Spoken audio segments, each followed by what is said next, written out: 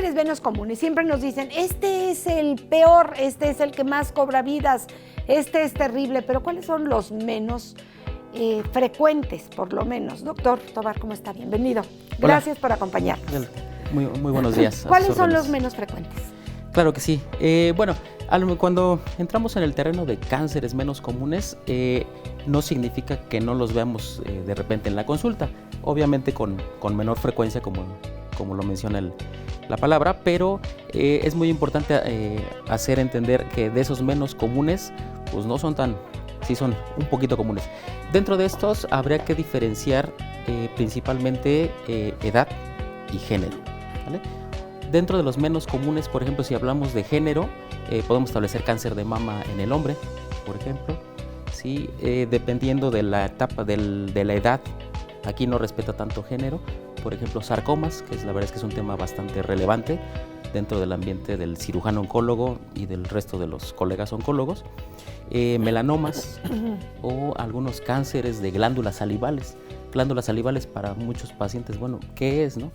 Glándulas salivales, nosotros los entablamos principalmente en 3 tipos de grupos de glándulas: parótida, glándulas submandibulares o glándulas salivales. Parótida. Entonces, y para los amigos de radio, señalabas donde salen las paperas, sí, más o menos el oído, la oreja por la oreja. Exactamente. Okay. La glándula parótida, obviamente todos lo tenemos desde que nacemos, ¿sí?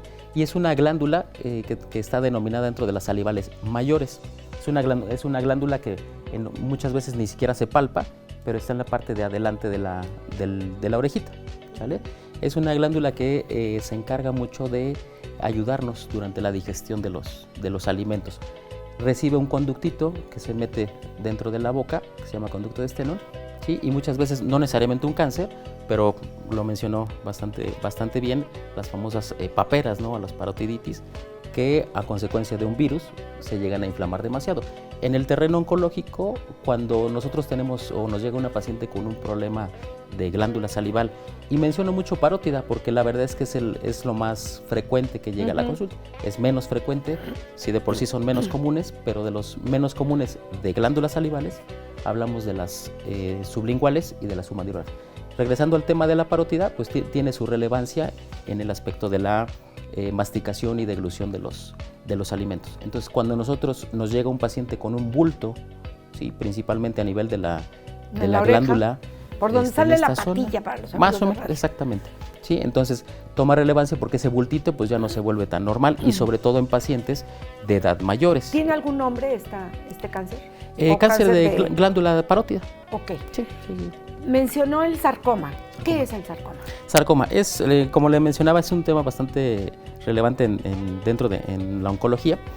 El sarcoma como tal se define como un tipo de cáncer, una neoplasia maligna. ¿Tiene apellido el sarcoma? Sí, por supuesto. ¿Verdad que luego le ponen algo? Sí. Sarcoma es un grupo muy heterogéneo de cánceres, okay. ¿Sí? Que engloba todo lo que son los tejidos de sostén. ¿Cuáles son los tejidos de sostén? Ajá. Grasa, tendones, músculo, ¿sí? Principalmente nervios, todo esto. Entonces, hablar de sarcomas es hablar de muchas cosas. Por eso, dentro del terreno de menos comunes, pues los sarcomas sí los llegamos nosotros a ver. Porque están en todo el cuerpo. Pues en todo el cuerpo tenemos sostén. Exactamente. Dentro de los sarcomas, si hablamos de factores de riesgo, la verdad es que en la mayoría de los pacientes no se identifica ningún factor de riesgo. Pero ninguno, doctor. de lo más... No sé, pero... O sea, no se sabe por qué. Se ha estudiado. ¿Hay algo de herencia? Todo, exactamente. Principalmente están algunos trastornos genéticos, ¿sí? Que son bastante infrecuentes en nuestra población habitual. Antecedentes de recibir radiaciones, ¿sí? En alguna parte del cuerpo principalmente. Pero serían como los principales. Hay algunos pacientes que luego refieren en la consulta: oiga, doctor, es que me golpeé, y a partir de ahí hay algunos tumores que a consecuencia de alguna contusión, algún golpe, se pueden desarrollar, pero la verdad es que a grandes rasgos no hay un factor de riesgo que digamos, incluso también puede ser en el terreno de factores a lo que se dedica el paciente, ¿no? Si está por ejemplo, en alguna industria del PVC, en contacto con arsénico, todo eso, también son algunos factores de riesgo para el desarrollo. Sin embargo, pues la mayoría de las ocasiones no respeta ni edad, ni raza, ni género, ¿no? Mencionaba pacientes que se exponen a radiaciones. ¿Qué tipo de radiación? Principalmente en el contexto de aquí del día a día que llega con nosotros, son pacientes que previamente ya habían tenido algún padecimiento, no sé, durante su infancia, tipo linfomas, leucemias, todo esto, que pudieron haber sido tratados con radioterapia, a grandes rasgos, ¿sale? En otras regiones del mundo, ¿sí? Por ejemplo, en algunos lugares donde estuvieron gente con exposición a radiación, tipo Europa, ¿sí? Con todo esto de Chernobyl y todo esto, sí se ha identificado, pero en el día a día de nosotros, pues la verdad es que son factores solamente de riesgo identificados en los libros, en los artículos, pero que en el día a día pues no se ajusta con el paciente. Por eso es muy importante hacer ver a los pacientes que pues los sarcomas no respetan edad ni género, ¿no? Ok. Mencionaba también el asunto de un golpe. ¿Un golpe puede ocasionar que las células se vuelvan malignas? No necesariamente. Hay, regularmente los golpes o contusiones pues, nos conllevan a un hematoma, es decir, a algún moretón, ¿sí? Que se forme ahí coágulos, ¿sí? Es mucho más frecuente que eso pues, se reabsorba y no suceda ningún problema. En ocasiones se llegan a infectar, pero hay ciertos tumores, por ejemplo los tumores desmoides, ¿sí? Que son infrecuentes, pero que a consecuencia de algunas contusiones se pueden llegar a desarrollar. Dentro de los sarcomas, aparte de estos factores de riesgo, me gustaría mencionar, por ejemplo, porque es muy frecuente en el interrogatorio, en la consulta, los lipomas, porque dentro de los sarcomas existen los liposarcomas, que son los más frecuentes dentro de este grupo. Los lipomas obviamente son tumores benignos de grasa. O sea, no estamos hablando de cáncer. Exactamente, no, porque es muy frecuente que el paciente diga, oiga doctor, es que traigo una bolita, ¿sí? Y ya me preocupé, y ¿qué hacemos? ¿La quitamos? No, en principio, la mayoría de las veces eso no va a correlacionarse necesariamente con un cáncer. Sí es importante hacer ver a los pacientes que los lipomas, cuando son relativamente muy frecuentes, pero regularmente un lipoma es un bultito de grasita que lo podemos tener regularmente en espalda, en antebrazos, ¿sí? Regularmente a veces también un poquito en muslo. Pero esos lipomas, pues la verdad es que nunca llegan a conllevar ningún problema. Y ahí se pueden quedar. ¿Cuándo amerita una revisión más exhaustiva? Cuando esos bultitos de grasa crecen rápidamente, cuando ya no están tan superficiales, es decir, ya no se te palpa, ya está más profundo, ¿sí? Pero sobre todo ese cambio de evolución de esos lipomas sí es importante. En el tamaño se tiene establecido como más de 5 centímetros. Todo lipoma de más de 5 centímetros amerita también alguna revisión un poco más profunda, ¿no? De acuerdo. Qué bueno que tenemos preguntas, estamos hablando de los cánceres menos frecuentes. Señora Lorena Cantú te pregunta que alguna vez escuchó que existe el cáncer de boca, que cómo se manifiesta, que sí existe y cómo se manifiesta. Sí, por supuesto, un tema sumamente relevante. Dentro de lo que son los cánceres de cabeza y cuello, un sitio que denominamos es cavidad oral. Sí. Dentro de cavidad oral, por supuesto que hay cánceres, y de cavidad oral hay subsitios. Subsitios, por ejemplo, lengua, otro subsitio encía, otro subsitio piso de boca y todo. Dentro del cáncer de boca, por supuesto que lo hay, y ahí el factor de riesgo por mucho más importante es tabaquismo, alcoholismo, y entre más atrás nos vayamos, virus del papiloma humano.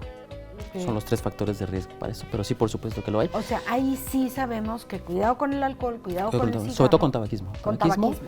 Y en algunos cánceres de lengua y algunos de más atrás, nasofaringe, orofaringe, virus del papiloma humano, nasofaringe, virus. Por el tejido. Sí.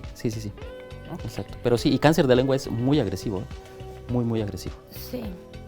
Y sobre todo la agresividad ronda en parte a que se disemina muy rápido hacia los ganglios. Entonces son pacientes que hay que operar tanto lengua como ganglios del cuello.